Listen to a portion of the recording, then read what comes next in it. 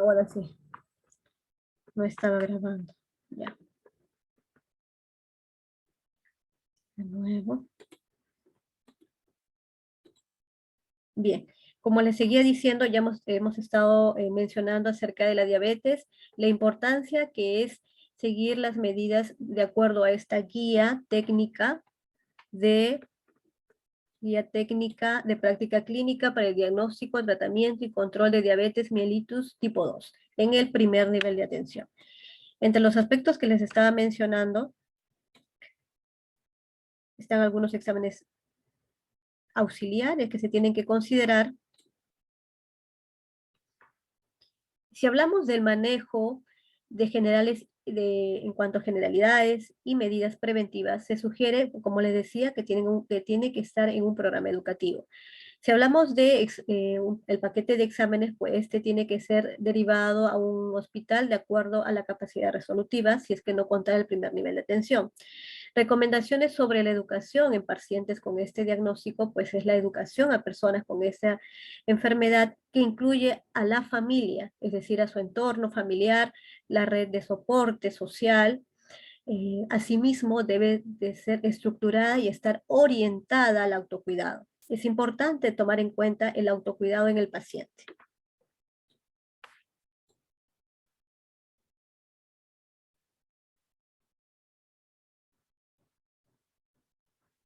La vacunación. En los pacientes con diabetes tipo 2 es necesario tener en cuenta la vacunación en ellos. Como menciona aquí, vamos a pasar a... Los pacientes con enfermedades crónicas, como las personas diabéticas, necesitan, entre las vacunas, pues está la vacuna contra la neumonía, vacuna contra la influenza, que son para prevenir riesgos, ya que ellos por su diagnóstico tienen un sistema inmunológico deteriorado o en riesgo. La alimentación también es muy importante. Personas con diabetes no pueden tener una alimentación con sobrecarga de carbohidratos, grasas. Entonces, es necesario que los familiares formen parte de esas recomendaciones o protocolos o guías que se puedan compartir con ellos para que puedan tener en cuenta en su alimentación. Una dieta adecuada para personas con diabetes es aquella que considera ser fraccionada para mejorar su adherencia a la dieta, reduciendo picos de glucemia. También es importante tener en cuenta el desayuno, el refrigerio, el almuerzo, el refrigerio a media tarde y la cena. Por ejemplo, aquí hay un cálculo del peso. Según eso, se puede considerar la alimentación en ellos. Importante la actividad física. Es importante que ellos realicen bajo una indicación del médico qué tipo de actividades, si hay algún tipo de dependencia, de repente actividades en reposo, pero siempre tienen que, y si no tienen ningún problema concomitante, problema de salud que no les pueda permitir o tengan alguna discapacidad, pues salir a hacer caminatas, no hacer mucho esfuerzo de acuerdo a su edad. Tener en cuenta el tabaquismo y alcoholismo. Esos dos factores también influyen directamente en las personas con diabetes. La terapéutica.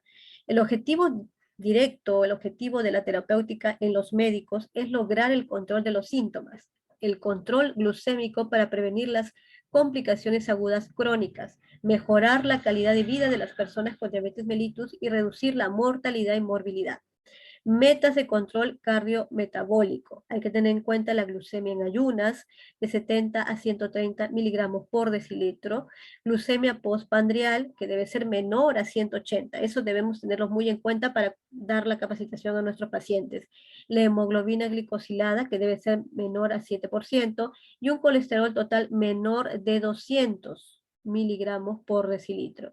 Cuando hablamos del control del colesterol de HDL mayor, debe ser mayor de 50 miligramos por decilitro y el colesterol LDL menor de 100 miligramos por decilitro. Los triglicéridos también a considerar y la presión arterial mínimo debería ser, como menciona aquí, menor de 140-80 miligramos de mercurio. Ese es lo mínimo a considerar en un paciente con diabetes para tenerlo controlado o adecuado estado de salud. Existe tratamiento no farmacológico y farmacológico va a depender del estado de salud del paciente. Las personas con diagnóstico reciente de diabetes, asintomáticos estables, es decir, que no tienen sumados, por ejemplo, no tienen síntomas, poliuria, disfagia, entre otros diagnósticos, síntomas característicos de la persona con este diagnóstico. Entonces, en ellos, y según criterio médico, debe iniciar solamente con cambios en los estilos de vida, más actividad física, mejorar su alimentación, y el inicio de la terapéutica pues puede ser de 3 a 4 meses. Luego de este periodo, si los niveles de glucosa o de glucemia han alcanzado los valores meta, pues continuará con los cambios de estilo de vida. Es decir, se va a mantener con un manejo no farmacológico, solamente con el cambio de estilo de vida. Pero en aquellos que necesitan, por su estado de salud, pues el médico indicará de acuerdo a lo que él sugiera, ¿no? Puede ser tratamiento de insulina, puede ser fármacos, dependiendo, o la metformina, que es la más común y utilizada para este tipo de pacientes.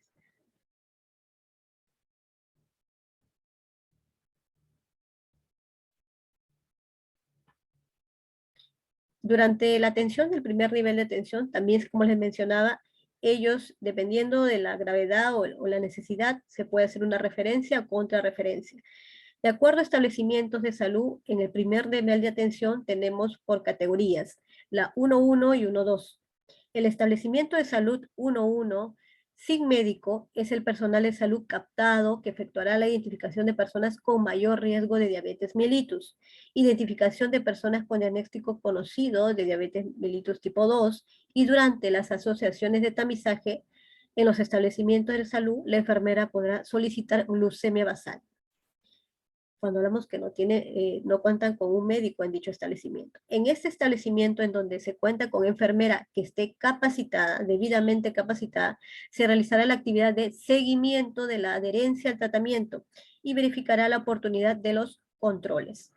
En caso de que el establecimiento no cuente con enfermera capacitada, el siguiente nivel debería superar este manejo. O sea, podría ser llevado a otro, hacerle la referencia si fuese necesario. Cuando hablamos de establecimiento 1-2, ya con un médico, hablamos de médico general, no es un especialista, todo lo considerado para los establecimientos de salud tipo 1. Menciona también que el médico efectuará las anamnesis y un detallado examen físico para identificar los factores de riesgo y casos probables, es decir, de otras enfermedades adicionales a la diabetes. Las personas identificadas con mayor riesgo deben ser evaluadas por el médico, quien solicita las pruebas diagnósticas, todo el paquete de exámenes auxiliares. En caso identificar un caso confirmado de diabetes, el médico general podrá brindar tratamiento inicial.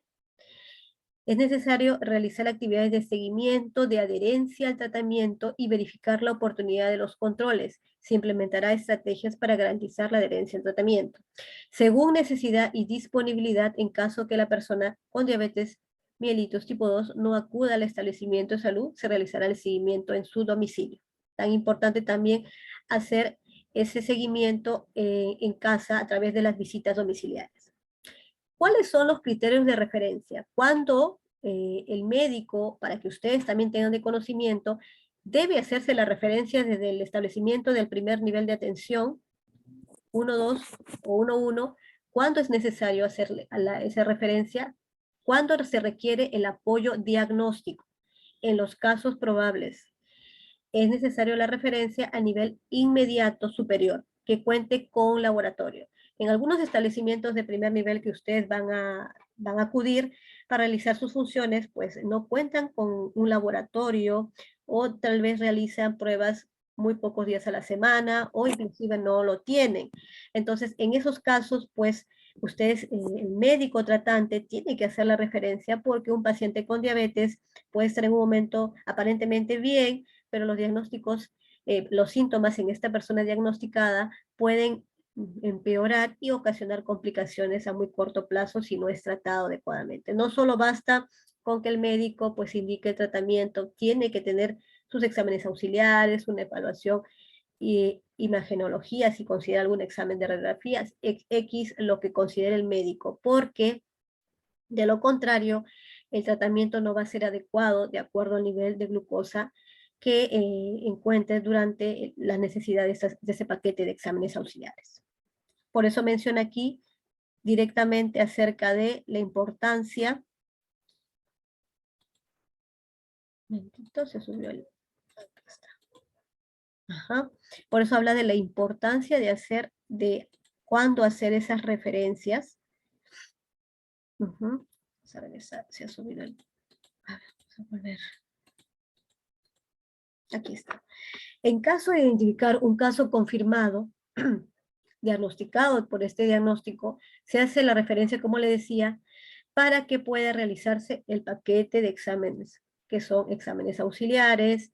Ahí incluye el perfil lipídico completo, creatinina, eso anótenlo siempre. Ustedes, inclusive a veces hay personal médico que quizás por poca experiencia, como ustedes también van a hacer serum, y ustedes pueden apoyarle en la identificación de casos y los exámenes que necesitan sus pacientes. Creatinina, exámenes de orina, el TGO, TGP, hemograma, el hemograma completo, la hemoglobina glicosilada, que es la HbA1c, y bueno, y microalbuminuria cuantitativa. Esos exámenes, algunos de ellos, como les menciono, no se brindan en todos los establecimientos dependiendo de la capacidad resolutiva.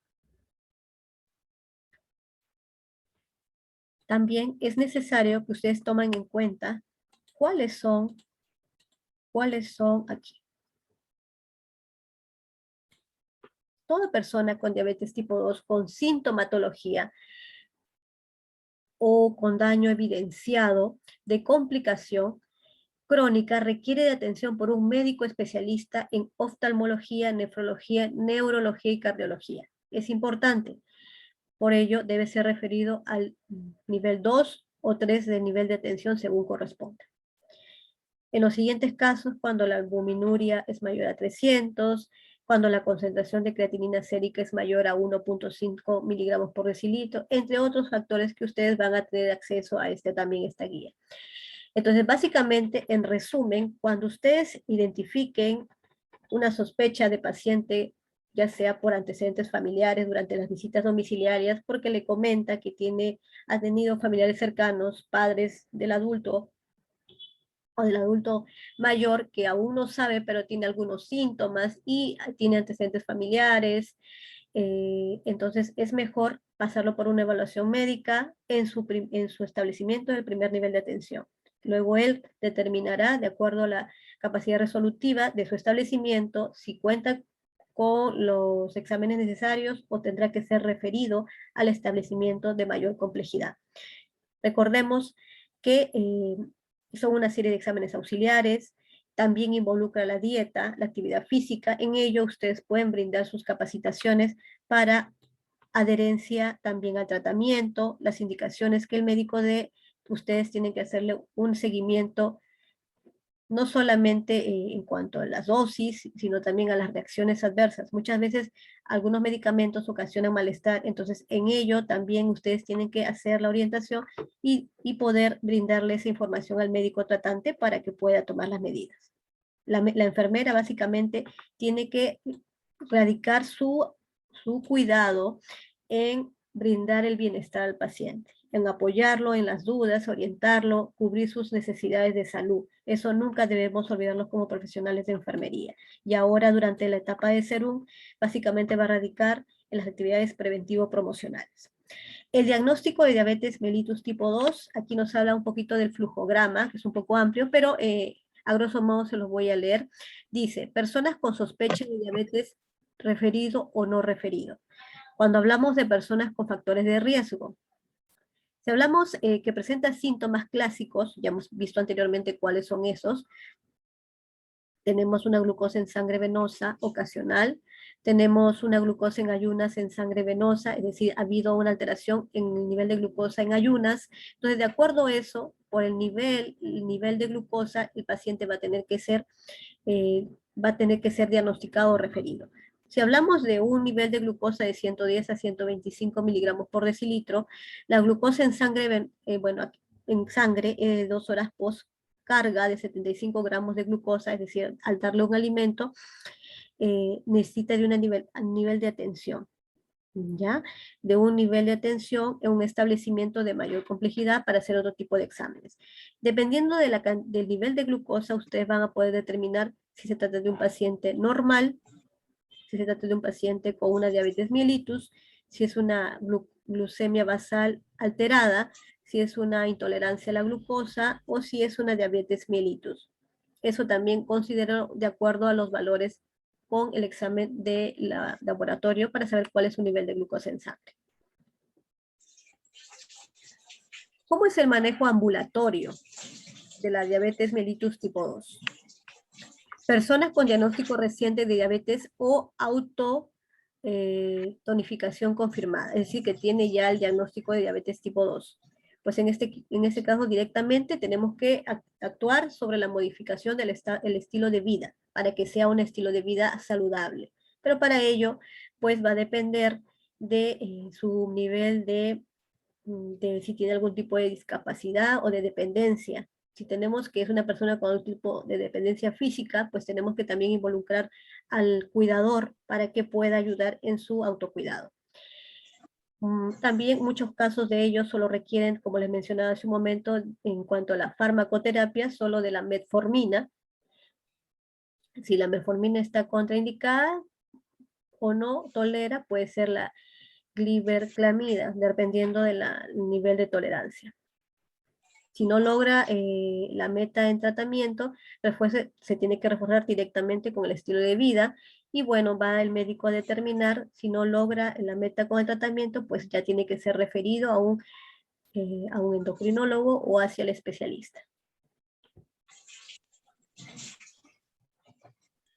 Acá hablamos de un manejo de crisis hiperglucémica en el primer nivel de atención. Algo muy importante que ustedes deben considerar porque también van a rotar por el servicio de tópico o de urgencias, aunque son casos muy aislados, no hay muchos casos de esto, pero puede suceder ya que ustedes mayormente van a hacer sus actividades en mayor porcentaje en preventivo promocionales, pero de todas maneras hacen una cantidad de actividades durante esta rotación en este servicio.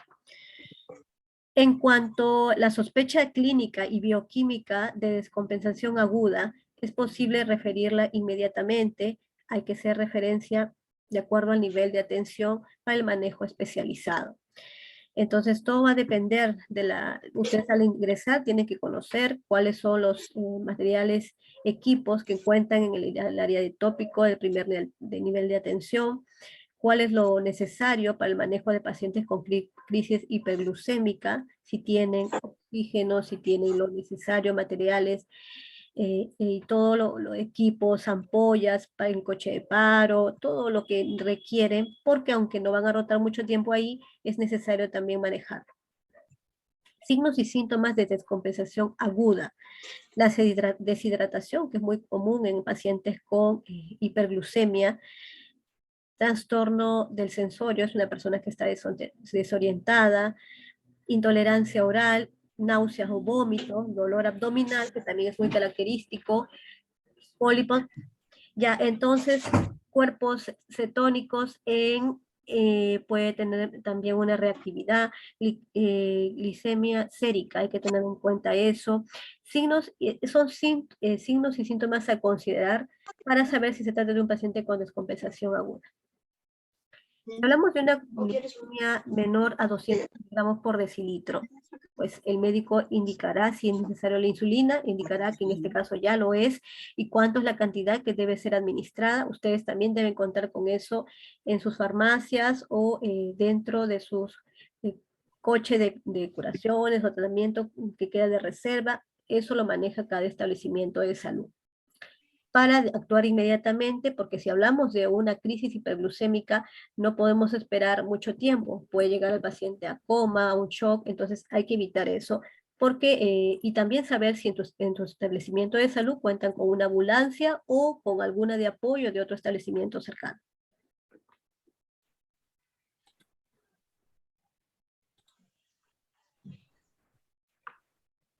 Cuando hablamos de nivel de evidencia, como sabemos, toda actividad realizada por el profesional de enfermería se basa en una metodología, teniendo en cuenta una evidencia científica.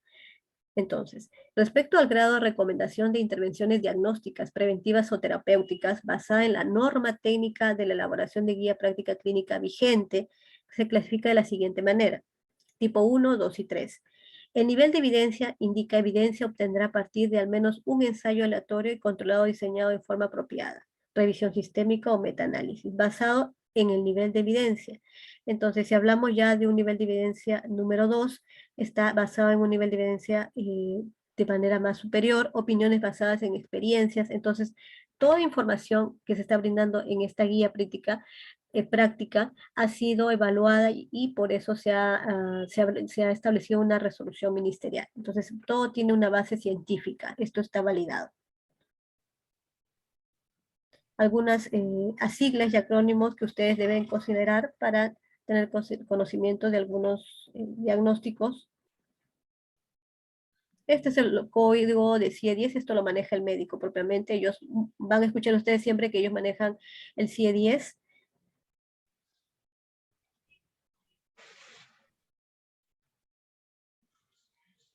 Esto más que todo es médico. Por ejemplo, esto es un cuestionario de actividad física que ustedes podrían utilizar durante sus visitas. Estas son algunas de las complicaciones o características de las complicaciones de hiperglucemia en la diabetes mellitus tipo 2. También a considerar para ustedes procedimientos e intervenciones del equipo de salud.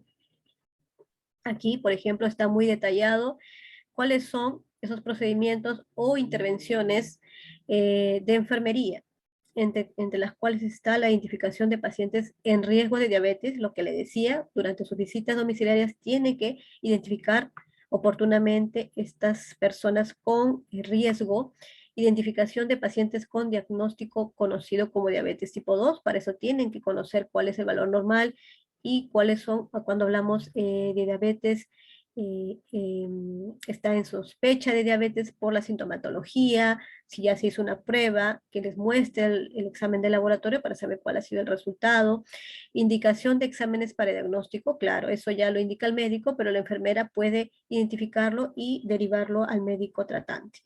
Identificación de pacientes con sospecha clínica, hablamos ya de la categoría 1, 2, 1, 3 y 1, 4. En su mayoría van a ir a esos establecimientos 1, 2 o 1, 3. Entonces ahí también van a hacer la identificación, van a hacer solicitar o referir para exámenes y auxiliares, como se dice aquí, hay que referir al paciente con el médico, brindando información de cómo acudir a su establecimiento de salud, cuál es la forma de trabajo, si tiene que ir a triaje, dependiendo de su establecimiento, ustedes tienen que conocer el flujo de atención. Cada establecimiento tiene un flujo de atención diferente. Tiene que sacar cita, es por teléfono, bueno, eso ustedes tienen que manejarlo para evitar la exposición del adulto mayor. Tratamiento no farmacológico, cambios en los estilos de vida. Eso ya cuando el paciente ha sido diagnosticado, pues ustedes tienen que apoyar con las capacitaciones en esos temas. Solicitar la hemoglobina glicosilada de control a los 3 meses de iniciado el tratamiento farmacológico. Si bien esto lo hace el médico, la enfermera puede apoyar en reforzar la importancia y hacer el seguimiento si realmente lo hizo o no y brindar la orientación sobre este tema. Algunas referencias bibliográficas. Ahora les voy a hablar sobre el uso del sistema ECALI, muy importante para tener en cuenta.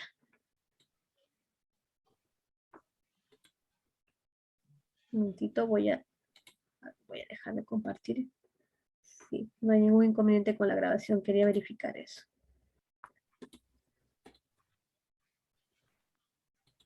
Bien. El uso del sistema ECALI para el servicio, el programa de crecimiento desarrollo, crecimiento y desarrollo. Como les hablo, bueno, ya ustedes me conocen, vamos a continuar con la ponencia del día de hoy. Toda esta información que les voy a proporcionar ha sido brindada, está dentro de los documentos oficiales de la Oficina General de Tecnología de la Información, Oficina de Innovación y Desarrollo Tecnológico del Ministerio de Salud. De ahí he tratado de sacar una síntesis de toda la información acerca de este sistema de información ECALI.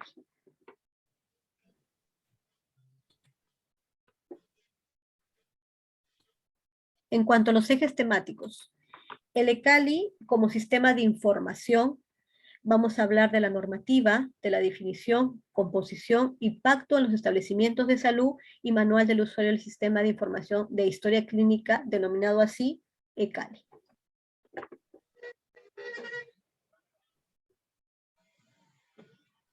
Aquí de repente vengo un poquito borroso, pero no se preocupen porque es más que todo es para que ustedes tengan conocimiento de dónde proviene la implementación de estos sistemas de información a través de una historia electrónica llamada ECALI. Entre las políticas del Ministerio de Salud está el desarrollo social y bienestar de la población al 2021. Bueno, actualmente esta es una de las políticas consideradas, pero entre ellas se hablaba directamente de la implementación de un gobierno digital en la salud basada en sistemas de información. Es decir, entre los objetivos estratégicos institucionales que aún continúan dentro de este marco, considera lo necesario que es implementar sistemas de información. En este caso, uno de ellos es la historia clínica electrónica, llamada ECALI.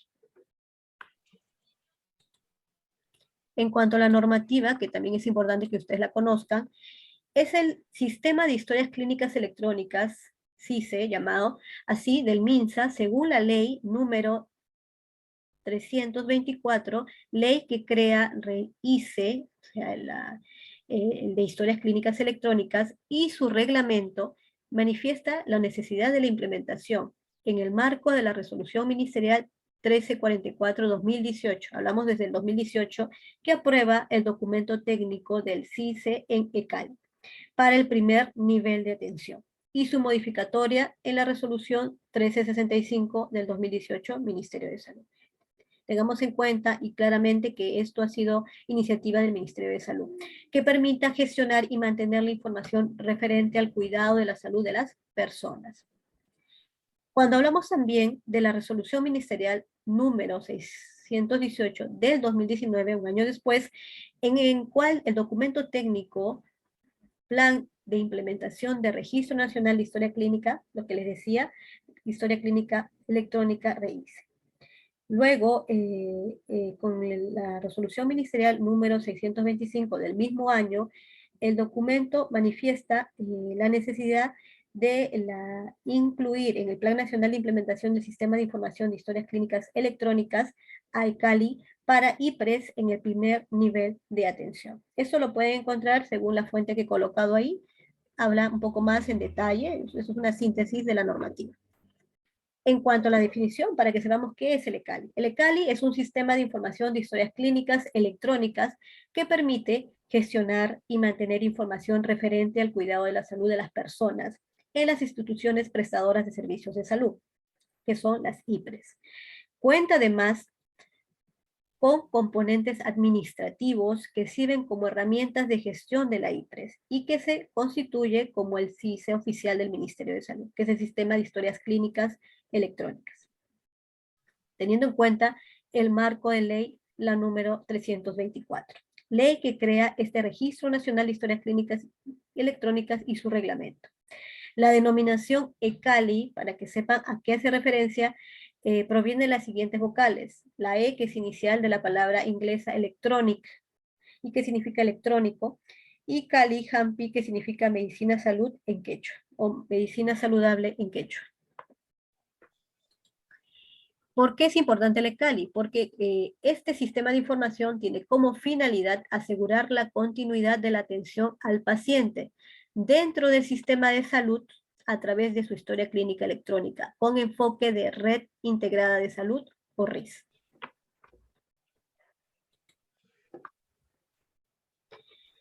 El CALI o ECALI, plataforma de historia clínica, como le mencionaba, que es una historia clínica electrónica, está compuesto por el componente asistencial, el componente de apoyo al diagnóstico, el componente administrativo y el componente ciudadano.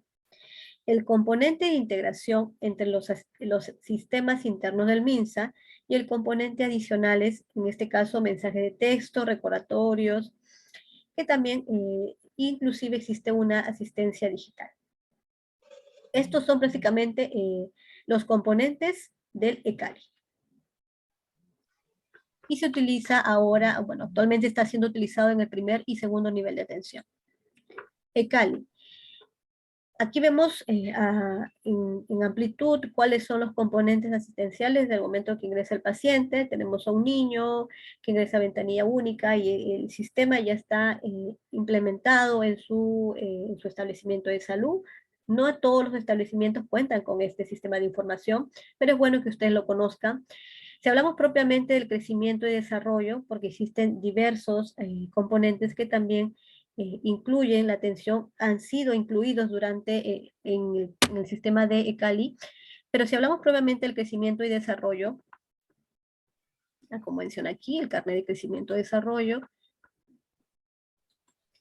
más adelante le voy a dar en detalle cómo se apertura, cómo podemos ingresar, qué es lo que se realiza dentro de este sistema de información. Algo que también consideren necesario es que ustedes conozcan que el sistema ECALI integra los sistemas internos del MINS, es decir, también permite obtener los documentos de recojo de información de cada profesional, de todas sus actividades por día, por fechas, por meses, que es el registro de GIS. También puede tener una integración con su salud, con el CIS directamente, porque vamos que son personas que son atendidas mediante el CIS, y con las diferentes estrategias sanitarias, también con vacunación, CRED. Pero aquí vamos a mencionarles sobre el componente crecimiento y desarrollo. Cali se ha desarrollado, se ha implementado en diferentes establecimientos del primer y segundo nivel de atención. Básicamente, como ejemplo, en Lima, es uno de los ejemplos, en el Centro Materno Infantil San Genaro, eso está en Chorrillos, y la red de Villa Salvador y red 2 de Mayo. También en regiones San Martín, Puno, Junín y Cusco, y ahora ha sido mucho, bueno, muy ampliado desde que fue, o desde que inició en el 2018. Entonces, estos son algunos ejemplos. ¿Cuál ha sido el impacto en el Centro de Salud San Genaro que está en Chorrillos? Anteriormente, pues como muestra la imagen, pues habían colas, habían esperas. Después de ello, pues se cuenta con la reducción de colas, una mejor organización de los profesionales en cuanto a las atenciones, porque son ingresadas a través del sistema de información de manera virtual, porque es a través de una historia clínica electrónica. Como ven aquí, pues antes todo era a través de una ventanilla, luego ya se organizó a través solo de una computadora, un CPU, y ahí ingresaba toda la información. El antes y el después, pues vemos establecimientos más ordenados, organizados. Este es en el hospital regional de la región Tarapoto 2. Bueno, aquí podemos visualizar el ordenamiento y reducción de colas, pacientes ordenados, mejora en los procesos. Recordemos que todo establecimiento de salud cuenta con macroprocesos. Y para que un establecimiento pueda subir de nivel, pueda mejorar sus capacidades y ingresos en cuanto a su capacidad resolutiva, todos esos aspectos ingresan a una evaluación anual de macroprocesos. Entonces, esas evaluaciones, claro, lo hace el médico jefe del establecimiento, pero entre uno de esos macroprocesos es evaluar desde el proceso de admisión, desde el momento del triaje, cuando ingresa el paciente, cómo es su forma de distribución de citas, si hay momentos de acúmulo de pacientes, todo el macroproceso que incluye eso es importante tenerlo en cuenta para que ese establecimiento pueda subir o no de nivel. Entonces, entre ellos está en beneficio la historia clínica de Cali. Está ayudando a muchos establecimientos a mejorar esos procesos, como en el ejemplo del hospital de la región Tarapoto 2. Bien, ahora voy a mencionarles el manual que les hacía referencia hace un momento. Este es cuanto al módulo, componente de crecimiento y desarrollo, historia clínica electrónica, ECAI. Propiamente el rol de la licenciada de enfermería. En este aspecto, el acceso al módulo es a través de un navegador, puede ser el del Google Chrome, que todos lo conocemos, o el Firefox. Y pues, se tiene que colocar la URL de la siguiente forma, que es, como menciona aquí, http icredminsa.gov. O si no, como dice icredminsa.gov.p. Escribir el usuario y contraseña. Recordemos que algo que tienen que tener en cuenta es que no todos los profesionales pueden ingresar a este sistema de información, solo aquellos que se les ha brindado un usuario y contraseña de manera apropiada. Y eso es cuando en su establecimiento ha sido implementado este sistema. Y seguramente en el caso de ustedes van a tener una contraseña al cual van a tener acceso porque la enfermera que está encargada de este módulo de atención va a tener uno y les va a indicar para que ustedes también puedan ingresar a sus niños. Van a contar con una computadora dentro de su servicio para poder ingresar a sus pacientes, en este caso los niños que acuden al control de crecimiento y desarrollo. Al escribir el usuario y contraseña, en este caso es el DNI del usuario, es generado por el sistema. Como les mencionaba, cuando ya ha sido generado, implementado, por medidas de seguridad se recomienda cambiar la contraseña al sistema, tener en cuenta que el usuario y contraseña es personal e intransferible. En el caso de cuando es en un servicio de CRED y son muchas enfermeras que rotan, comúnmente es una sola usuario y contraseña que comparten para que puedan ingresar. Vista principal del módulo, como lo ven aquí, esa es la primera cara del módulo donde ustedes van a ingresar hacia el sistema de información ECARI. ¿Cuál es la descripción de la página de inicio? Pues aquí menciona que se debe registrar primero en el módulo de ventanilla única para que todos los niños citados aparezcan en forma automática y ordenada según hora programada. Nombre del establecimiento de salud, nombre del personal de enfermería, barra de búsqueda, se realiza por DNI, nombre y apellido, listado de niños citados del día, listado de niños que faltaron a la cita programada hace 7 días, botón para editar, botón para... cada uno de ellos tiene una numeración. La número 1 es el nombre del establecimiento. La número 2 es el nombre del personal. La número 3 es la barra de búsqueda. La número 4 es la lista de niños citados al día. Entonces, eso ustedes tienen que ir revisando para que puedan tener conocimiento cuál es el manejo de esta historia clínica electrónica de CARI. Opciones auxiliares del módulo, buscar paciente. Ustedes van a encontrar un área donde dice buscar paciente. Al culminar con la atención de CRED, pueden hacer clic para volver a la página inicial del módulo. Inclusive existe reporte de atención de CRED que genera el libro de seguimiento de atenciones de CRED según la necesidad, servicio, y que puede hacerse de manera quincenal, mensual, entre otro corte longitudinal. Reporte de tamizaje de anemia, tan importante en nuestros niños. Genera el reporte de atención en niños con anemia del establecimiento. Esto se sigue sumando. Cada atención permite que se siga sumando más citas o niños atendidos. Si hablamos de registro de atención de CRED propiamente, buscar el número del DNI del niño. Para ello hay que hacer clic en el botón buscar. Ahí ponen el DNI del niño. Los datos autogenerados provienen de la base de datos de la RENIEC. Directamente con el DNI podemos identificar al niño que necesitamos atender o hacer seguimiento. Y que tiene CIS. Dar clic en el botón editar, y si el niño no está registrado por primera vez, y si no, pasar al botón de antecedentes. Tener en cuenta, dar clic en el botón editar si el niño no está registrado. Puede ser algún niño que va a recibir su primera atención. Al dar clic en el botón editar, se habilitará la ventana de los datos del niño que deberá llenar. Ahí ustedes registran todos los datos del niño y podrá seleccionar el tipo de seguro y etnia. De repente hablamos de un niño que no tiene ningún seguro, entonces también se considera ahí. Cuando hablamos de datos del niño, provienen del RENIEC que les decía, y sí, sin posibilidad de editar. Claro, cuando ya son pacientes con CIS, lógicamente ellos ya figuran dentro del sistema. Lugar de nacimiento, si el niño está estudiando, debe agregar datos de la institución educativa. Es importante también tener en cuenta ello. Y de esa manera ustedes pueden ir registrando a su pequeño. Si hablamos de niños sin documento o carnet de extranjería, que es muy común ahora porque provienen personas de otros países, en ese caso se tiene que seleccionar el tipo de búsqueda, el ítem no se conoce o carnet de extranjería.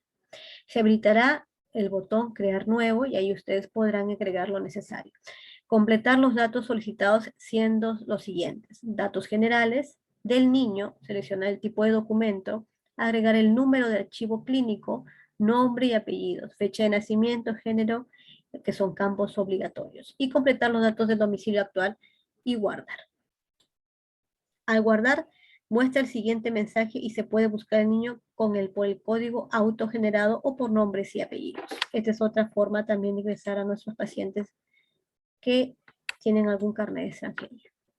También existe una sección de antecedentes donde ustedes van a poder actualizar a su niño, a su paciente.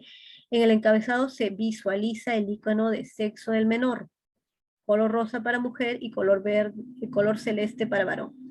El nombre completo del menor, el DNI, la edad exacta del niño, el número de código que le dieron, la fecha de nacimiento. Registrar los antecedentes prenatales también, si es necesario registrar todos esos datos que son obligatorios, antecedentes patológicos, personales y aquellos antecedentes familiares, porque al final eso le va a ayudar a ustedes a hacer el seguimiento a su niño. Página de acceso para atención de CRE. Si hablamos de la descripción de la ventana, al guardar los datos de los antecedentes se genera el mensaje antecedentes actualizados, que es lo que anteriormente han hecho.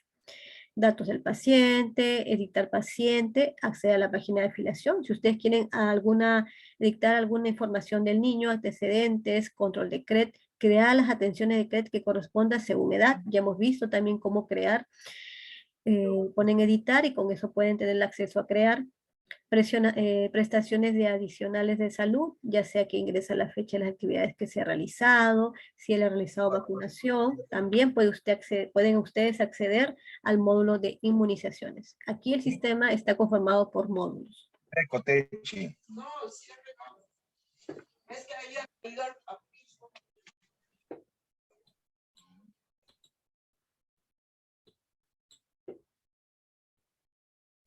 Evaluación nutricional y de desarrollo nos permite también visualizar los valores antropométricos del niño.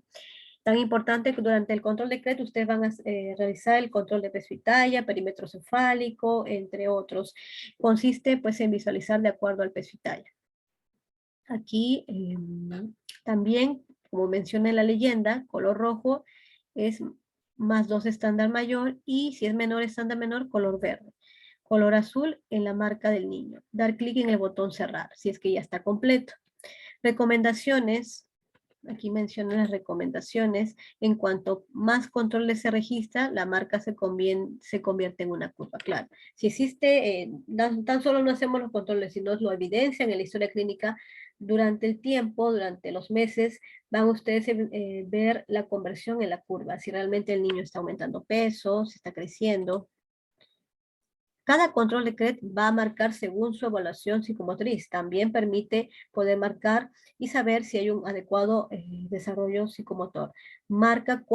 Se tiene que marcar cuando cumpla con la actividad. Al terminar la evaluación, hace clic en guardar.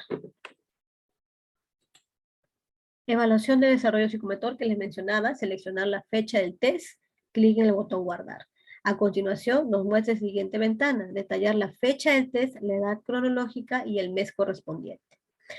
Otro aspecto es seleccionar la actividad, dar clic en éxito o fracaso, es decir, si lo pudo hacer o si no, entonces queda pendiente. Si cumple todas las actividades, irá aumentando los meses, dar clic en ver resultado. Ahí ustedes pueden ver si es un niño normal, con algún riesgo en su desarrollo. Algo importante es que cada control va a marcar según su evolución y tener en cuenta que tienen que considerar estos aspectos también. Los resultados de las medidas antropométricas salen de la siguiente manera. Se registra en forma de automática, ¿ya? De forma automática. Los resultados se marcan sí si cuenta con riesgo nutricional. Bueno, si hablamos de un riesgo nutricional. En relación al resultado de test peruano, se marca lo siguiente. Cuando hablamos de condición de desarrollo psicomotriz en riesgo, para el desarrollo normal o trastorno, son solamente esos 3 aspectos a considerar. Riesgo, normal o trastorno. Escribir si es necesario en observaciones y por último los factores condicionantes de salud, nutrición y desarrollo. En esos 3 aspectos pueden considerar eso, riesgo, si está normal y si hay un trastorno. En observaciones pueden poner que está de repente en una de las evaluaciones del desarrollo psicomotriz, está en proceso, pueden ponerlo en observaciones, se realiza esto, pero aquello está en proceso, para que lo tome en cuenta la enfermera que va a realizar el siguiente control.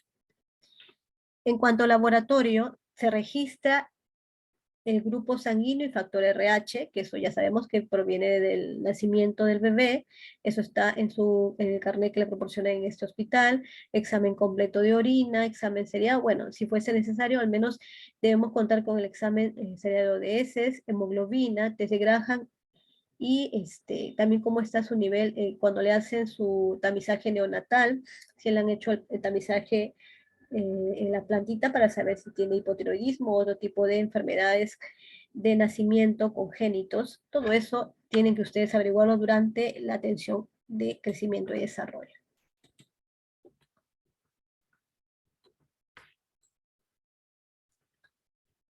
Dar clic en guardar y luego al guardar los resultados se visualiza la siguiente resumen. Claro, todos ustedes cuando van realizando tienen que ir guardando para que puedan incluirlo dentro de esta historia clínica.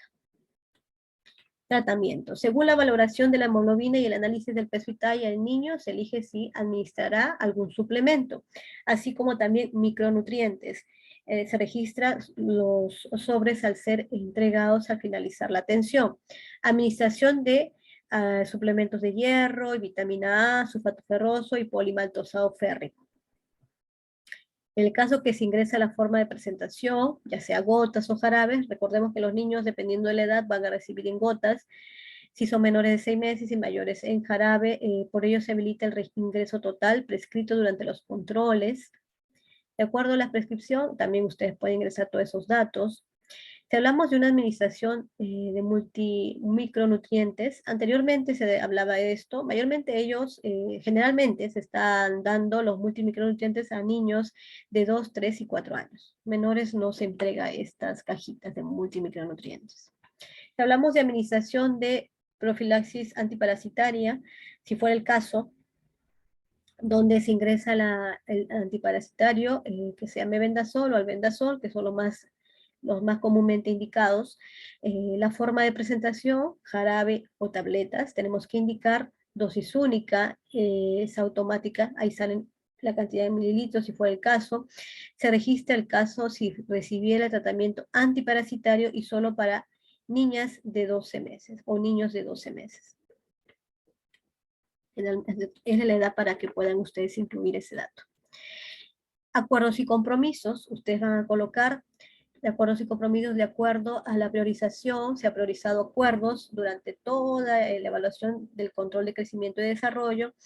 En esta ventana se procederá a comprometer a la madre que cumpla con las indicaciones establecidas. Recordemos que no debemos darle más de 2 o 3 máximo de acuerdos entre el profesional y la madre, porque si damos de 4 a 5 es probable que la madre lo olvide o no lo realice todo. Entonces, de 2 a 3 acuerdos y compromisos es lo más apropiado para coordinar con la mamá y para que en la próxima cita durante la evaluación se vea si realmente cumplió.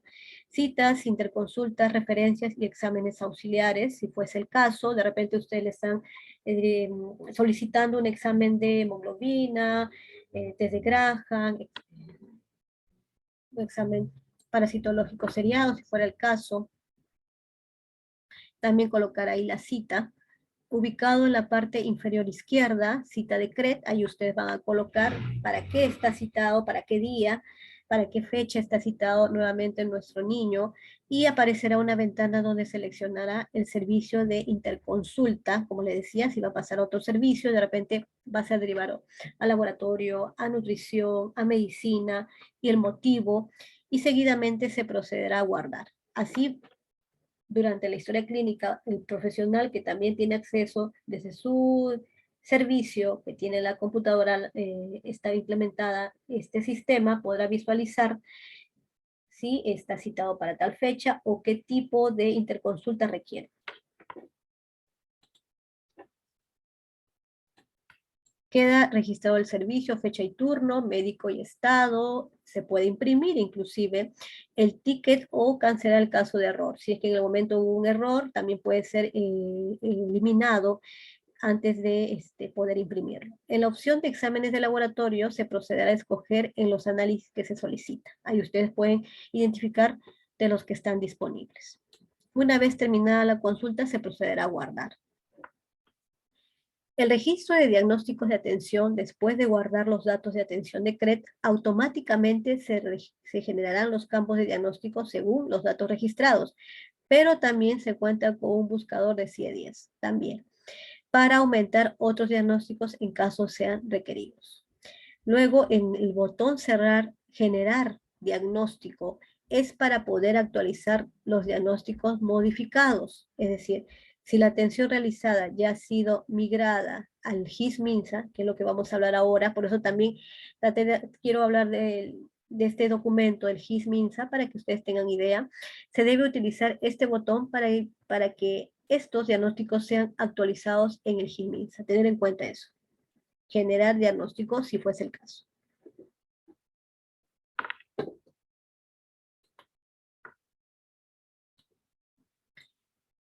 Cada control de CRET va a marcar según su evaluación psicomotriz y habilidad, marcando cuándo cumple la actividad y al terminar la evaluación, clic en botón guardar. Al término del control aparecerá el resumen del control realizado. Cuando ustedes concluyen y hayan guardado todas las etapas de este módulo de CRET, ustedes van a poder visualizar y así, al dar clic al seguimiento de atención integral, genera el siguiente reporte. Por ejemplo, registro de seguimiento de atención integral. Ahí va a salir un resumen de todo lo que ustedes han escrito a través de este sistema, los datos, seguimiento, todo lo que, los resultados que han obtenido durante la evaluación de crecimiento y desarrollo. Cuando hablamos de una atención no CRET, esto ya básicamente es si hablamos de inmunizaciones o otro servicio, entrega de suplementación, pero ya que durante los temas al tratar solamente mencionaba acerca del módulo CRET, entonces ya ustedes lo pueden leer porque aquí está todo. Está incluido todo lo que ustedes van a necesitar. Lo que les voy a mencionar ahora es sobre la guía de uso y registro de la hoja GIS del Ministerio de Salud. Importante porque este va a ser su aliado para poder ahí evidenciar todas las actividades preventivo-promocionales que van a realizar durante su SERU. Actividades cuando estén en el servicio de tópico, de emergencia, las actividades que realizan también inmunizaciones, de crecimiento y desarrollo, en la estrategia de tuberculosis, si realizan alguna actividad con los adultos mayores, toda actividad que ustedes realicen tiene que ser evidenciada en esta hoja de GIS. De lo contrario, cuando ustedes terminen su SERU, van a tener dificultades porque muchas veces toda esa información no solamente queda en el papel, el estadístico, el personal de estadística encargado de ingresar esa información de sus GIS va a permitir tener la producción de actividades que han elaborado durante el año. Entonces, si ustedes no registran correctamente, van a tener dificultad al concluir su SERUM y no va a evidenciar lo que han hecho y no lo han registrado apropiadamente o no lo han registrado. En cuanto a los ejes temáticos, solamente considero algunos, los más importantes: el objetivo, el ámbito de aplicación, el uso del GIS y propiamente el registro de codificación, diagnósticos y procedimientos y otras actividades. Si hablamos del objetivo, del uso y registro de la hoja GIS, es utilizar esta hoja GIS como único formato de recojo de información, la cual, debido a las actualizaciones realizadas en los últimos años en el sistema de información en salud GIS-MINSA, ha sido adecuada a las necesidades actuales. Es decir, esto es de manera continua, está siendo actualizado, pero de ello tiene mayor conocimiento el personal de estadística. Lo que ustedes tienen que manejar son la forma del registro, la forma adecuada del registro de acuerdo a sus actividades. Recordemos que cada profesional realiza diversas actividades de acuerdo a su competencia. La presente guía para el registro de la hoja GIS, aquí nos habla directamente del ámbito de aplicación, nos dice que es un instrumento de recojo de datos. será de cumplimiento para todos los establecimientos, todas las IPRES, microredes, redes, gerencias, gerezas, direcciones regionales de salud a nivel nacional. Es decir, a todo personal de salud que brinda atención en consulta ambulatoria en actividades de tipo preventivo, promocional. Al personal de las oficinas de estadística de los establecimientos de salud, microredes, redes de salud, gerencias y direcciones regionales en salud. A los coordinadores y responsables encargados de la gestión de estrategias sanitarias y etapas de vida. Finalmente, servirá a todos los directivos profesionales, médicos, personal asistencial, personal de estadística y otros que tengan responsabilidad directa vinculada con el sistema de información en salud.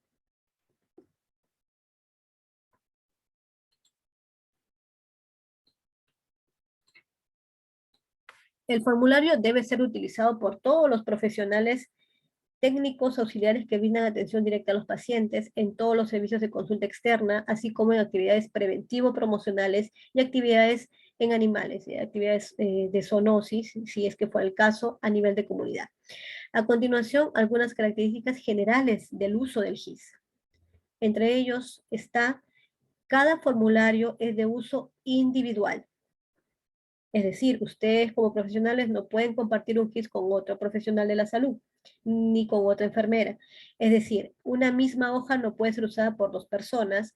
Se debe registrar atenciones y actividades de más de un día en un mismo formulario. Puede ser, a menos, porque a veces sucede durante mi trabajo como profesional de la salud, algunos estadísticos prefieren que de acuerdo a la actividad realizada sea un GIS diferenciado, ¿no?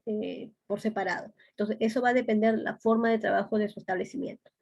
Se utiliza un formulario por turno, pudiéndose registrar en un mismo formulario atenciones y o actividades de más de un día, siempre y cuando no pertenezcan a diferentes personas y correspondan al mismo turno.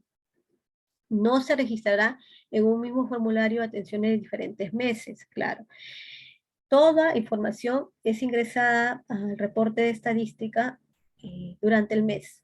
Entonces hay una fecha de entrega, entonces ustedes tienen que entregarlo para ese mes, no pueden entregar fuera de ese límite. Se registrarán las atenciones y o actividades realizadas en la fecha que se realiza la prestación.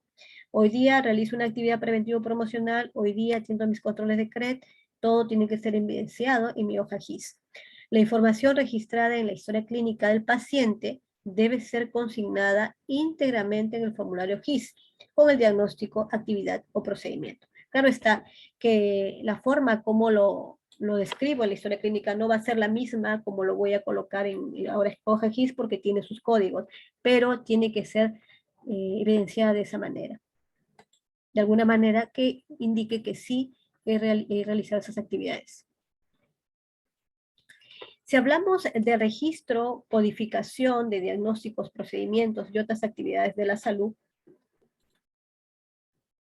esa es la que actualmente se está, con algunas modificaciones, pero son mínimas, pero en realidad lo que ustedes tienen que saber es cuáles son los servicios que ustedes van a realizar como enfermeras y cuál es la forma de llenar. En cuanto a aspectos generales del sistema de información de consulta ambulatoria GIS-MINSA, del instrumento de recojo de datos, como menciona aquí, pues en su registro diario de atención y otras actividades de salud. Aquí vemos propiamente el registro de codificación. ¿Cuáles son esos datos generales que ustedes deben consignar? Son aquellos datos que constituyen la información básica similar por cada una de las atenciones y o actividades de salud realizadas, es decir, que no cambian con cada una de ellas. Por ejemplo, el turno mañana y tarde. O sea, esos son datos que no van a cambiar porque son como un estándar. Por ejemplo, ¿no? Si es turno mañana o tarde, ustedes van a hacer un ASPA, van a consignar si se trata de cuál de ellos, el año, también ustedes deben registrarlo, el mes, el nombre del establecimiento. Generalmente ahí se pone el código de la IPRES. En este caso, registra el nombre del establecimiento de salud, dice aquí que se realice atención. Cada establecimiento, como les decía, tiene un código de identificación. Por ejemplo, un establecimiento de la Diris Limasur empieza con 5 ceros y sigue un código de 4 números diferentes. Entonces, eso es un código que ustedes también van a conocer porque durante las atenciones, sus compañeras, enfermeras, van a utilizar el mismo nombre, el mismo código porque es del establecimiento. Luego van a colocar en Unidad Productora de Servicios de Salud, UPSS, el nombre de la unidad productora. Quiere decir que es la unidad donde se está brindando el servicio, en este caso la atención.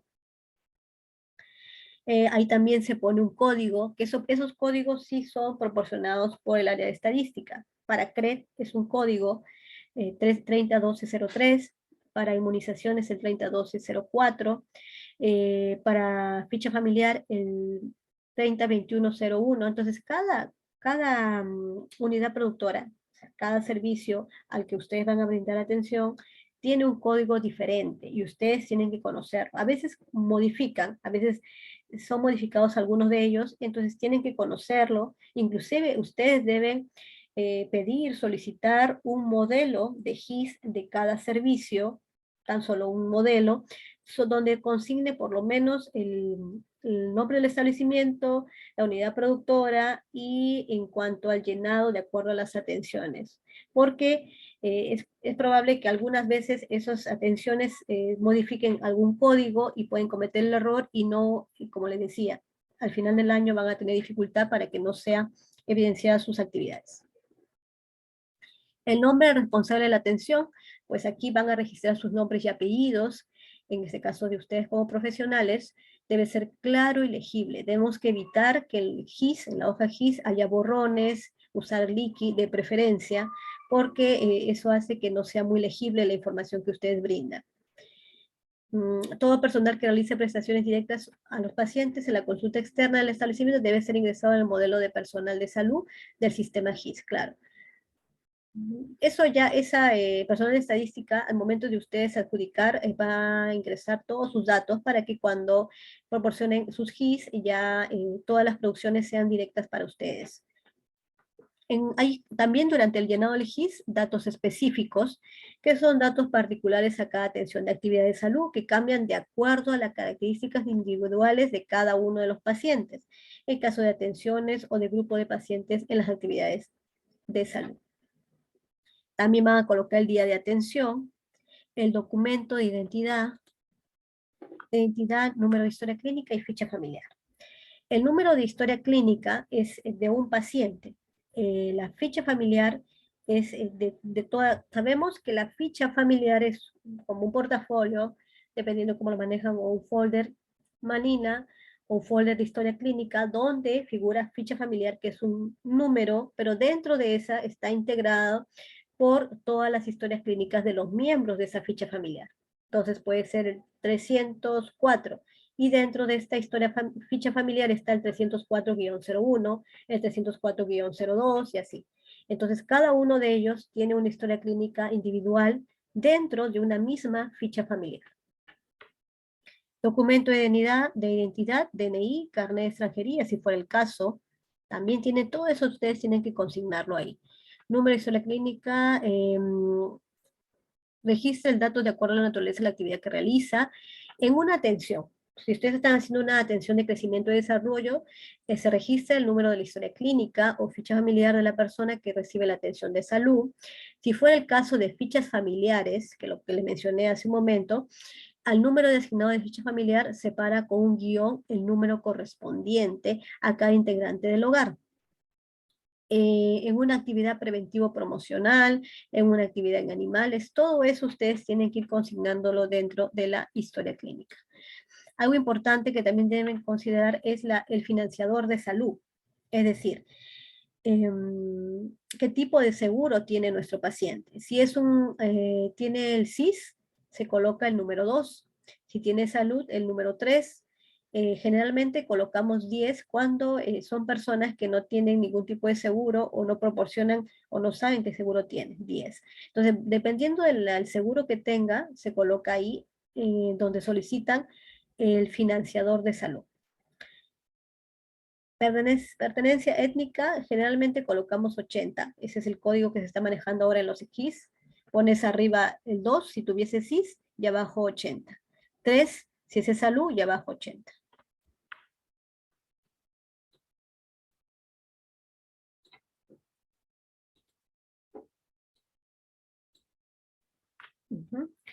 Distrito de procedencia, el paciente residencia en los últimos 6 meses, se considera ese límite de tiempo para considerarlo como que reside en ese distrito.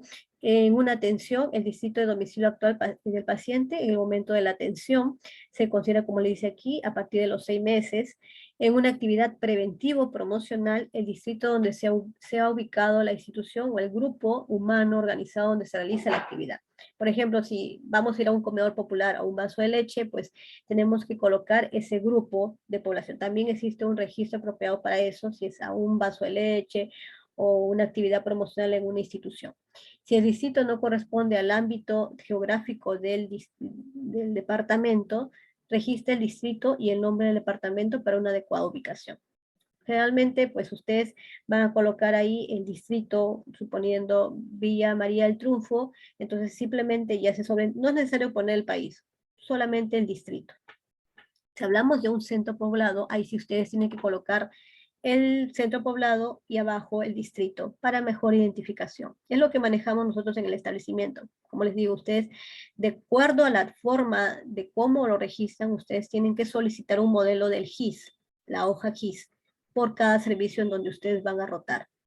El centro poblado es el centro poblado rural. Muchas veces ustedes van a dirigirse a un pequeño pueblito dentro de un distrito. Entonces, suponiendo, el distrito es el centro poblado es Pampa Grande y eso está ubicado dentro de Villa María del Triunfo, suponiendo un ejemplo. La edad en una atención, en actividades preventivo-promocionales y en actividades animales, también todo eso se tiene que ir registrando. El sexo, pueden marcarlo ustedes ahí.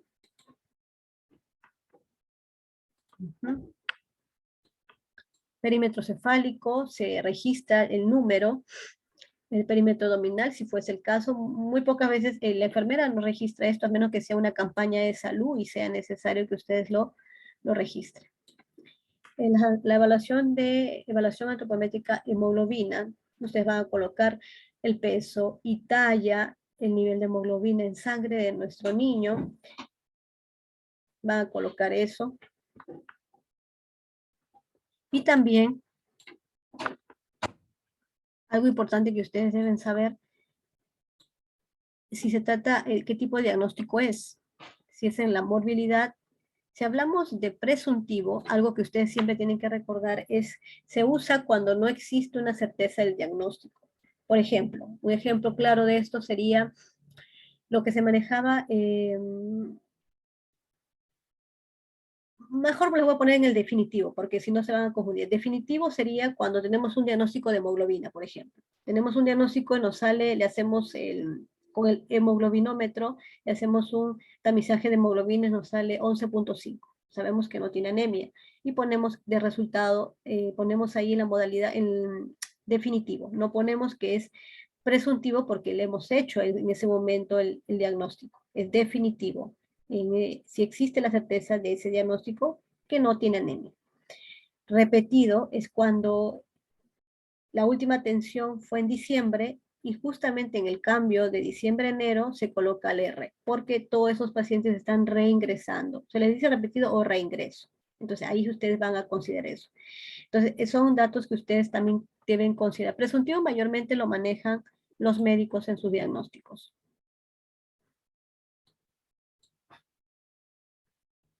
Este es el modelo de GIS. Como les digo, a veces hay una modificación. Ahora están considerando también, acá está la hemoglobina. Está un pequeñito acá. Vamos a ver si lo vamos a hacer crecer un poquito.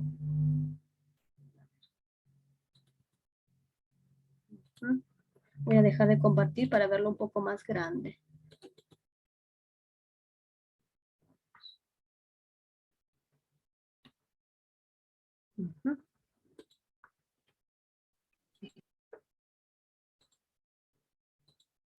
Ahí. Vamos a ponerlo. Voy a volver a compartir. Voy a volver a compartir para que podamos verlo un poco más grande.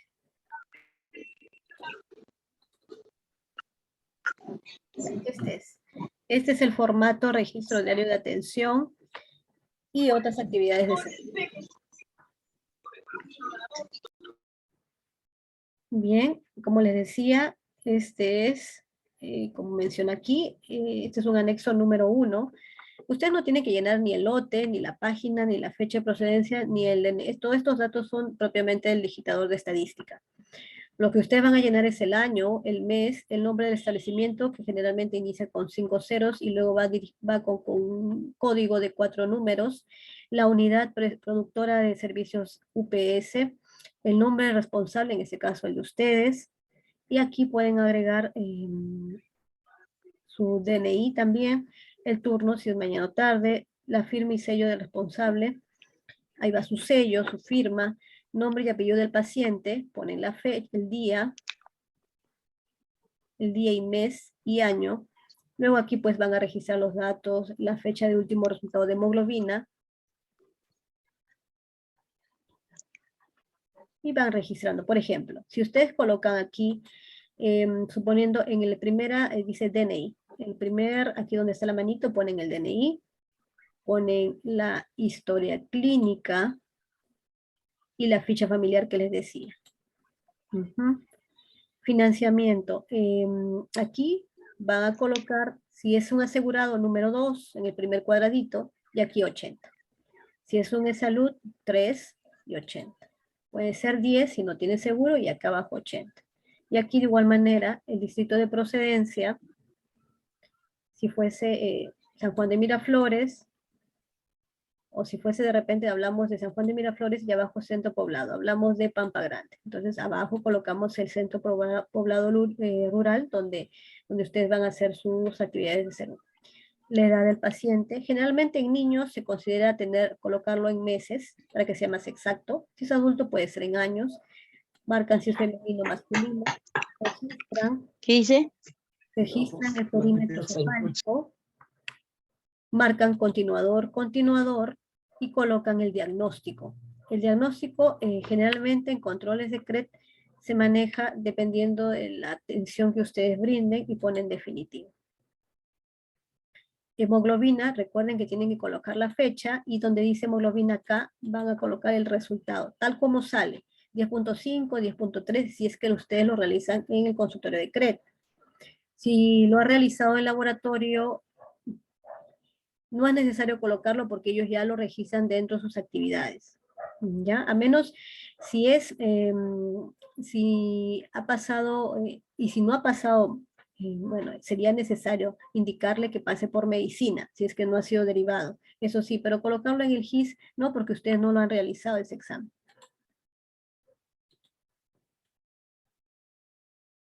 Aquí dice algunas indicaciones que les decía, por ejemplo, habla de los tipos de seguro. Acá, por ejemplo, está lo que menciona aquí.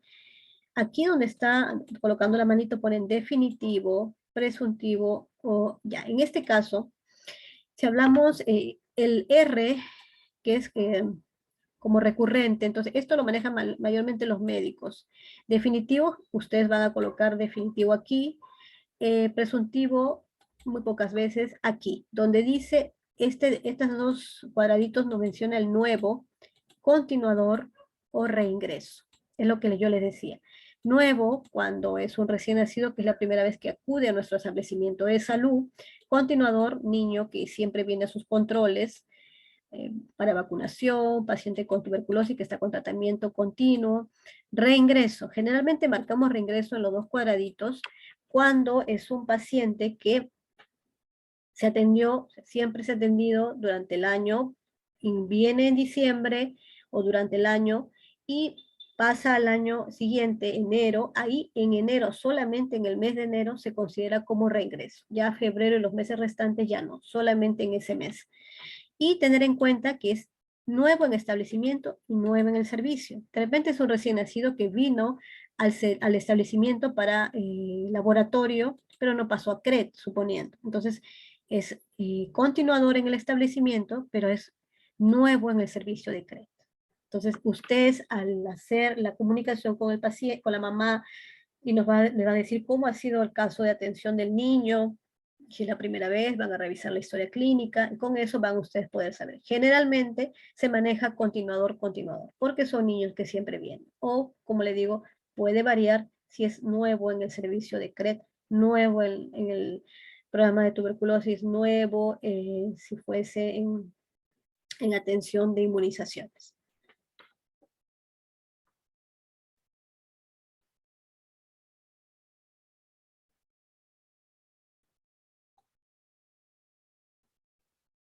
Eso es básicamente lo que les quería mostrar acerca de... Ahora vamos a ver unos modelos de cómo se llena el registro. Les voy a dejar de compartir un momentito, por favor. Ya. Un momentito.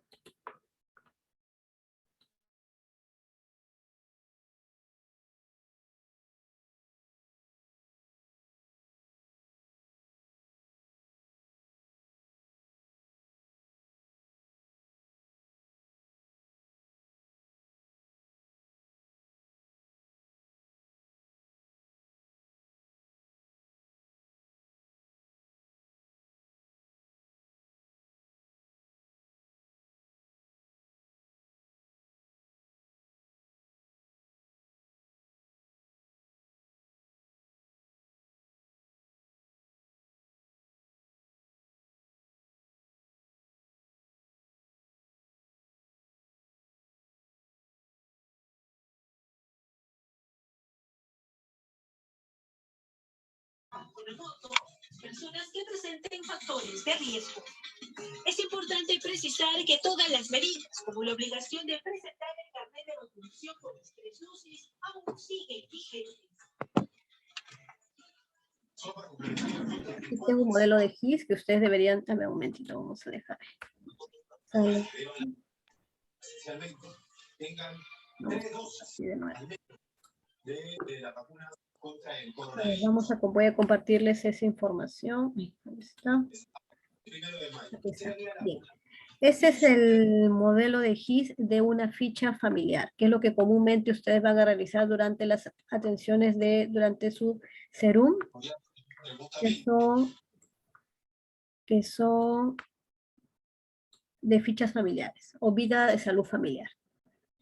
Las fichas familiares son registradas durante sus actividades preventivo-promocionales dentro de esta estrategia de salud familiar. Entonces, por ejemplo, es un modelo de diciembre del año pasado. El código, como dice acá, por ejemplo, se pone el año del 2020. Se pone aquí, aquí se pone el código, el código del establecimiento de salud, que es como le decía, 5 ceros, el código 302101, que es la unidad prestadora de servicio de salud familiar, el DNI y el nombre. Ese es un modelo. Y luego ustedes van a llenar. ¿Ya? Aquí les voy a mostrar ahora otro modelo. Otro modelo que también considero de relevancia. Vamos a ver. Vamos a ver.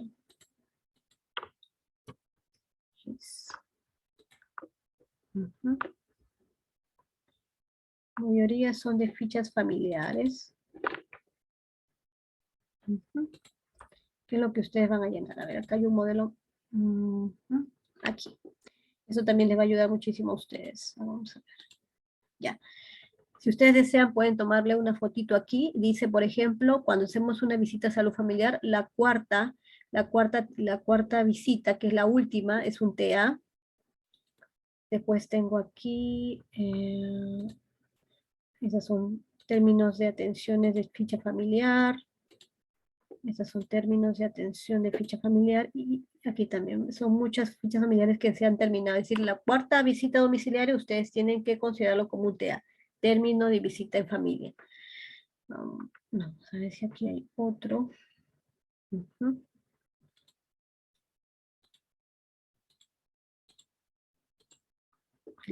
Es bueno que ustedes tengan conocimiento de esta ficha familiar. Ahora, también le voy a dar dentro de sus ponencias un modelo para que ustedes se guíen de la ficha familiar. Ahora, en controles de crecimiento y desarrollo, es es más difícil que ustedes que puedan, no va a ser igual porque aunque en general el GIS que se utiliza es el mismo en los diferentes programas, pero a veces hay algunas modificaciones. Entonces voy a buscar uno que sea más estandarizado para ustedes. Uh-huh. Uh-huh.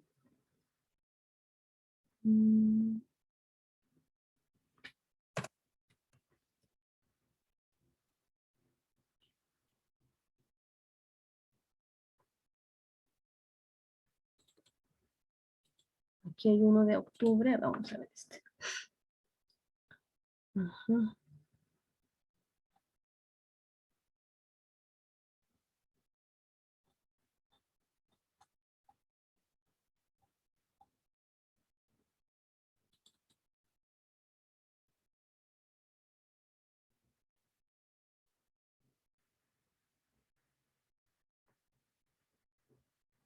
Ya. Bien.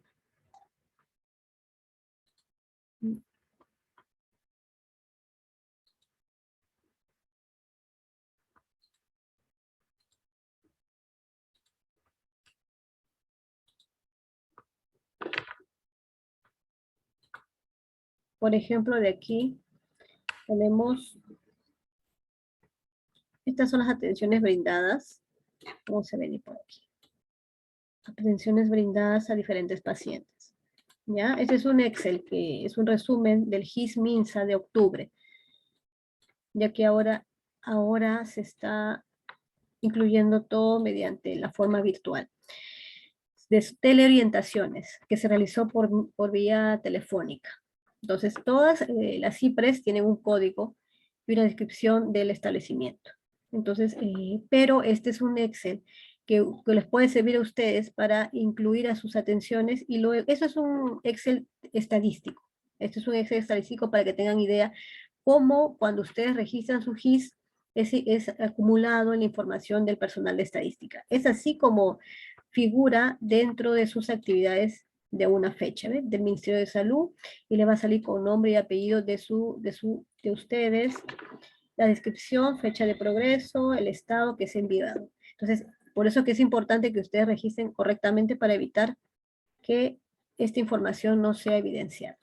¿Ya? Entonces, eso es lo que ustedes tienen que manejar básicamente en cuanto al llenado de registro de GIS. ¿Ya? Eso es básicamente. Otra cosa que quisiera decirles también es que durante la temática del crecimiento y desarrollo, aparte del llenado de GIS, también ustedes van a realizar el formato único de atención, que es el FUA. Eso les voy a hablar en la próxima temática, el próximo tema del curso, donde les voy a decir cómo es el llenado.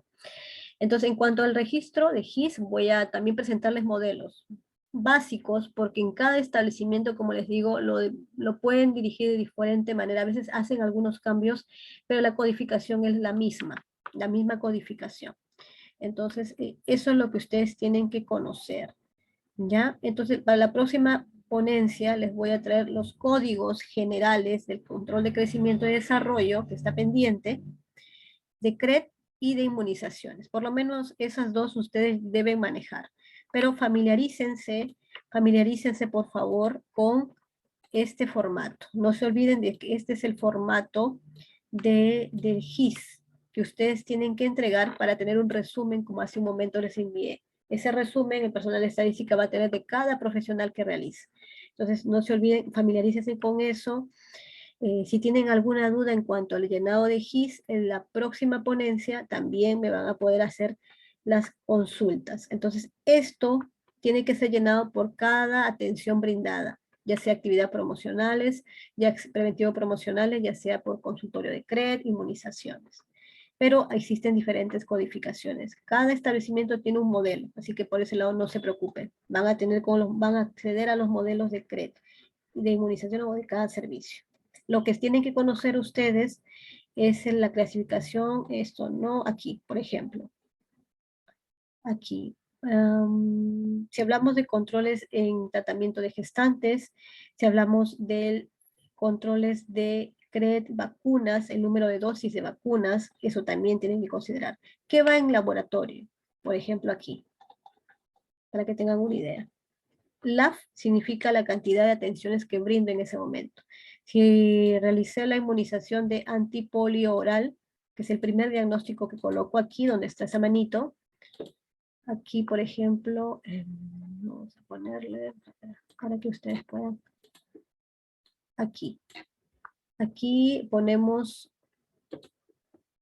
aquí en este lugar ponemos un diagnóstico, ponemos definitivo aquí, y aquí usted va a colocar en la, si fue la primera dosis, la segunda dosis, la tercera dosis y el código. Como les digo, el código y la numeración, generalmente esto no cambia. A veces los diagnósticos pueden ser modificables en meses, pero lo que nunca va a cambiar es el definitivo, el número de atención y el código, que siempre generalmente es el mismo. Por eso que en el LAF se coloca, si es la segunda dosis, la tercera dosis, y como menciona acá, si fuese el caso. Aquí también. Lo que les decía, si es repetido o no. Entonces, todo eso a considerar durante las atenciones. Ahora, si es consultorio de CRED, generalmente las atenciones de CRED consta de un control de crecimiento y desarrollo del niño, si he realizado alguna entrega de sulfato ferroso, si el hierro polimaltosado, de acuerdo a la edad, son diferentes diagnósticos. Ha habido modificaciones en cuanto a eso. Y si es definitivo, siempre llenar el definitivo. Ustedes nunca van a llenar el repetitivo, siempre es definitivo, recuerden eso. Y el código que en control de crecimiento es el Z001. Aquí, en la unidad productora, siempre cuando es controles de CRED es 301203. Y en inmunizaciones, en la unidad productora de servicio, como es el servicio de inmunizaciones, es el 301204. En ficha familiar, que hace un momento le mostré, es el 30-21-01, que generalmente van a realizar ustedes porque son actividades preventivas promocionales dirigidas a las familias. Eso es lo que básicamente ustedes por ahora tienen que conocer. No se preocupen con lo demás. Y la codificación que se los voy a mostrar, que tiene mucha relación con los códigos del FUA. Por eso que para la próxima ponencia les voy a dar los dos, para que puedan identificar cuál de ellos tiene relación. Inclusive también cuando hablamos de entrega de micronutrientes, se debe procurar hacerlo en un GIS separado. Un GIS para controles de CRED, un GIS para inmunizaciones diferenciado, un GIS para controles o seguimiento de pacientes con tuberculosis, un GIS para el área de emergencia, por separado, porque cada servicio tiene un código, un servicio tiene un código de la productora o de la unidad productora de servicios, de la UPS. Cada uno tiene un código diferente. Eso básicamente en cuanto a la ponencia del día de hoy. Si tienen alguna duda, estaré atenta a sus consultas.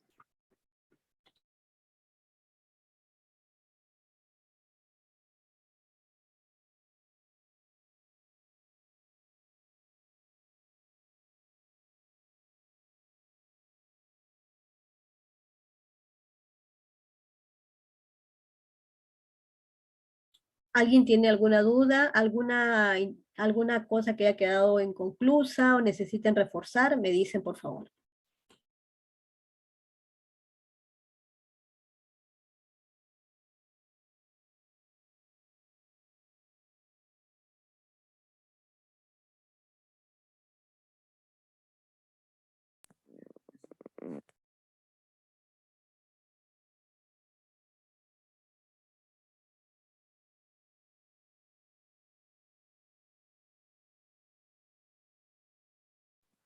Licenciada, buenas noches.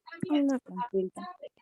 Sobre el rellenado de en el GIS, ahí tienen que ir varios diagnósticos o en cada cuadrito va un solo diagnóstico.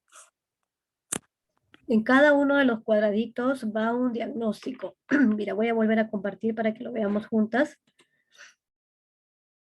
A ver, mira. Aquí, por eso les decía, para la próxima ponencia les voy a traer algunos de los diagnósticos más conocidos, pero por eso no quiero que muchos se preocupen por por los diagnósticos, pero sí tienes que saber cómo llenarlos, eso sí. Mire, pones todos los datos que te mencioné a un inicio y colocas diagnóstico. Aquí, por ejemplo, colocas el primer diagnóstico. Generalmente, cuando se trata de controles de CRED, existe un estándar. Cuando tú ingreses a tu establecimiento, te van a dar el manual de la codificación de CRED, que es diferente. Hay otro manual de codificación de suplementación de hierro. Recordamos que nosotros solamente damos suplementación de forma preventiva. Existe otro manual para codificación de inmunizaciones. Pero si les voy a dar todo, sería muy extenso. Lo que voy a dar para la próxima sesión es darle un resumen de los más importantes de CRED, los más importantes de inmunizaciones, básicamente eso, que son los que más van a utilizar durante la etapa de su serum. Entonces, en el estándar de controles de CRED para los 6 meses, es un estándar para todos. Es decir, aquí pongo control CRED, acá pongo su evaluación, si está con lactancia materna, acá pongo si es un plan de atención integral, consejería integral, y algunos ítems que han variado en los últimos meses. Y luego de ello, es para todos de manera igual. Lo que va a modificar es, tú pones definitivo y acá el número de control. Sexto control será 6. Si es un tercer control de 3 meses, lógicamente será 3. Y acá es el Z001 porque es el código. Siempre un código va acompañado de una letra mayúscula con números. En este caso es el Z001. Si es de sulfato ferroso es otro código, Z272 si no me equivoco. Entonces esos códigos ustedes van a ir llenando. Entonces cuando ingresan al establecimiento todos cuentan con esa codificación. Pero para que ustedes se familiaricen, lo que voy a hacer es hacer un resumen de los códigos de CRED y vacunas, como les digo, los más principales, para que tengan una idea de cómo lo van a registrar. Sí, dentro de los diagnósticos son varios, para un mismo niño. Este niño va a tener varios diagnósticos. Luego, tú concluyes y aunque se te pase de repente hasta esta línea, dejas ese espacio e inicias en el otro. No vas a continuar acá, porque todo esto sería de un solo niño. ¿Está bien? De forma ordenada. Luego aquí inicias otros datos de un niño, inicias y terminas. Si es que concluiste aquí, no hay problema, pero si te pasaste porque el diagnóstico amerita de acuerdo a su edad que sea una línea más, porque en cada línea va un diagnóstico, dejas en blanco todo esto y te pasas al siguiente y vuelves a nombrar a otro niño. Esa es la forma adecuada del registro. No sé si te quedó claro o tienes alguna duda más. No, licenciada, gracias, sí me quedó claro. Ok, entonces para la próxima sesión quedo de compromiso darles eso. Igual voy a sacar una copia de los registros del GIS, de por lo menos esos dos servicios que más utilizan, que son los actuales, para que lo tengan, porque les va a servir para que ustedes se familiaricen un poco. Igual cuando lleguen lo van a entender con la práctica.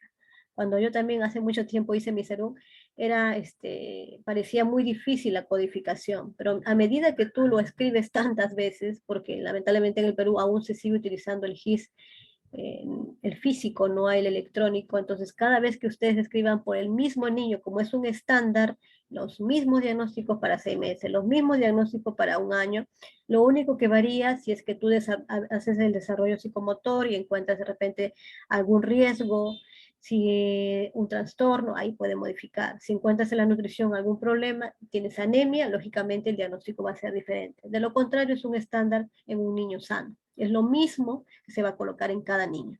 Entonces se le va a hacer más familiar con la práctica.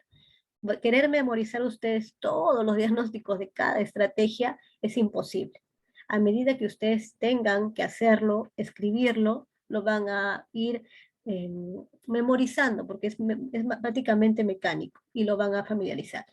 Entonces, eso es básicamente, tengan en cuenta esos datos principales que deben llenar en cuanto a financiamiento, si tiene SIS, es salud, si tiene otro tipo de seguro, eso sí, eso también es algo fijo que no debe modificarse.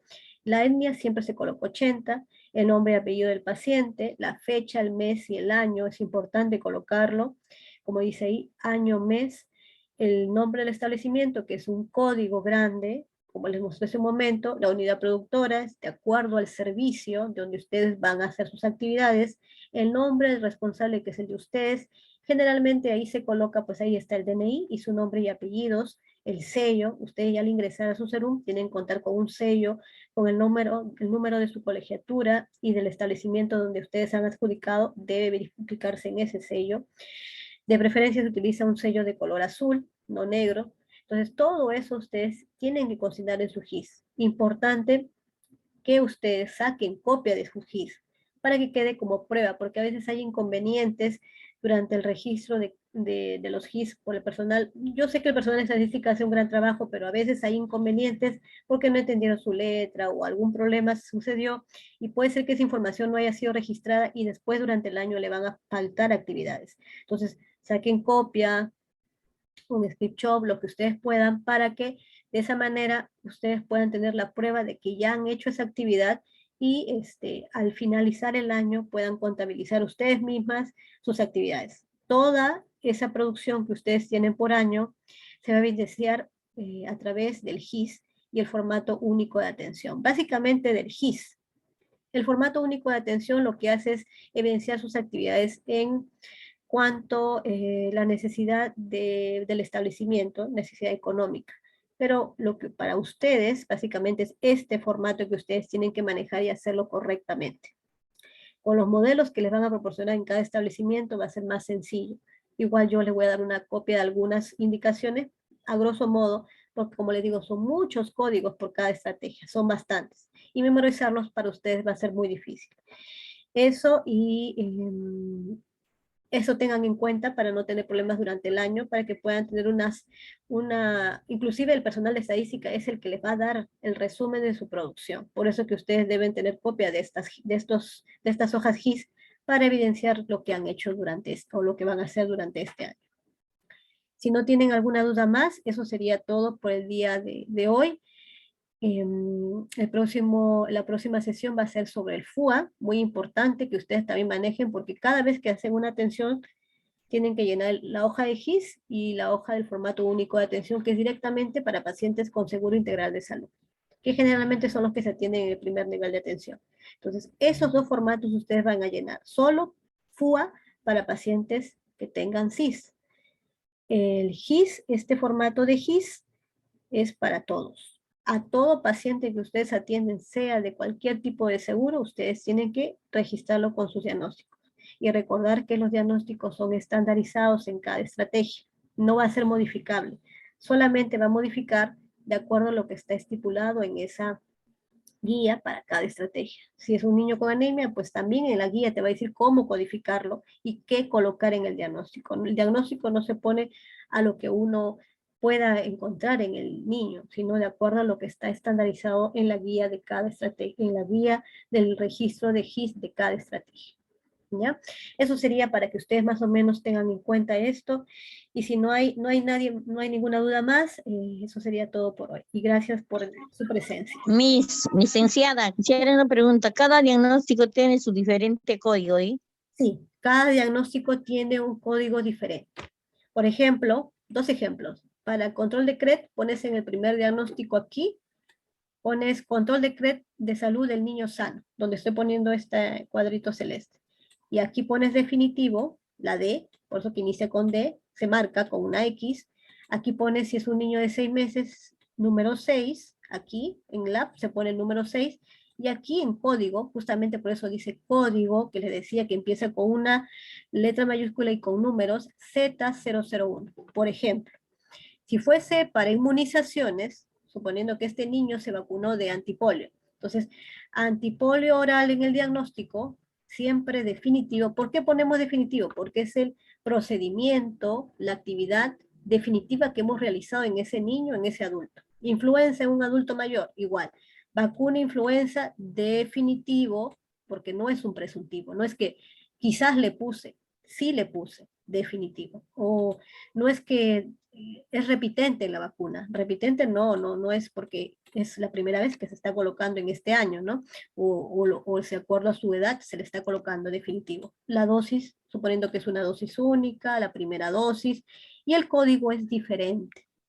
Cada diagnóstico, dependiendo de la estrategia, inmunizaciones, crecimiento y desarrollo, tuberculosis, inclusive en emergencia, cada uno tiene una codificación muy diferente. Pero como les digo, cada uno de ellos tiene su propia guía. Todos los Ya. establecimientos lo tienen. Solamente que, como les digo, para la próxima sesión les voy a dar un resumen de los dos más principales que tienen que manejar. CRED, inmunizaciones de algunos diagnósticos para que tengan una idea. Igual llegando ustedes se van a familiarizar con lo que realizan las enfermeras. No hay problema. Gracias, licenciada. Muchas gracias, licenciada. Muy Gracias a buena ustedes y quedo pendiente para la próxima y para contar con su presencia. Cuídense. Hasta luego. Hasta luego, licenciada. Gracias. Sí. Hasta luego, licenciada.